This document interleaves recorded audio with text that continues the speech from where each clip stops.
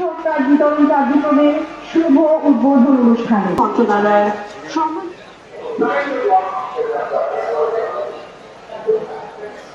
সভাপতিত্ব করবেন মাননীয় মন্ত্রী কৃষি মন্ত্রণালয় এবং মৎস্য দিনে আমরা এখানে উপস্থিত সম্মানিত সচিব ডক্টর রফিকুল মোহাম্মদ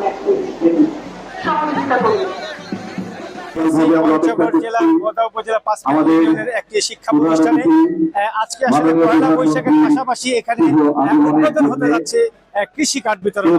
এই কৃষি কার্ড বিতরণ প্রধানমন্ত্রী তারেক রহমান উদ্বোধন করবেন। উদ্বোধনের মধ্যে দিয়ে মানুষের যে আসলে যে একটা আশা আকাঙ্ক্ষা ছিল যে কৃষক কার্ড যে নির্বাচনের আগে প্রধানমন্ত্রী যে আসলে নির্বাচনের আগে যে প্রতিশ্রুতি দিয়েছিলেন সেই প্রতিশ্রুতি বাস্তবায়নের কিন্তু ফল কিন্তু আমরা এই জায়গাটা দেখতে পাচ্ছি। আজকে উদ্বোধনকালে আমাদের এখানে উপস্থিত আছেন মাননীয় পানি সম্পদ মন্ত্রণালয়ের প্রতিমন্ত্রী জনাব ফরহাদ হোসেন আজাদ। এছাড়াও এখানে উপস্থিত আছেন পঞ্চগড় জেলা প্রশাসক, পঞ্চগড় জেলা পুলিশ সুপার, এছাড়াও উপজেলা নির্বাহী অফিসার কর্মকর্তা সহ সকল স্তরের মানুষ কিন্তু আসলে এই জায়গাতে উপস্থিত আছেন। বিশেষ করে যারা কৃষক কার্ডে যারা কৃষক অন্তর্ভুক্ত হয়েছেন তারাও কিন্তু সেখানে কিন্তু উপস্থিত আছে। তবে এটির মধ্যে একটা আসলে আকর্ষণীয় হলো যে আসলে একই দিন অর্থাৎ পয়লা বৈশাখে যেমন মানুষের মধ্যে একটি আনন্দ থাকে, সেই আনন্দের সাথে কিন্তু আরেকটি আনন্দ যোগ হয়েছে, সেটি হলো যে কৃষক কার্ডের উদ্বোধন।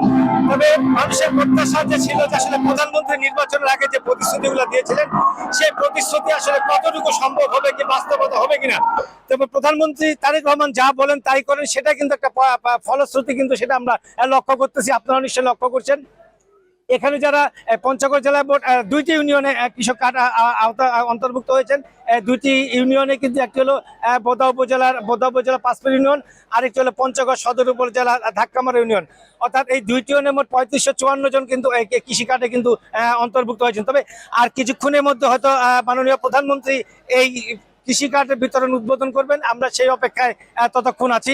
এছাড়াও এখানে যারা অপেক্ষা করছেন তারাও কিন্তু আসলে অপেক্ষা আছেন যে আসলে উৎসব মুখর পরিবেশে মাননীয় প্রধানমন্ত্রী তারেক রহমান এই কৃষি কার্ডের উদ্বোধন করবেন। এই ছিল আমার কাছে সর্বশেষ পঞ্চগড় জেলার কৃষি কার্ড এবং পয়লা বৈশাখ নিয়ে সর্বশেষ খবর।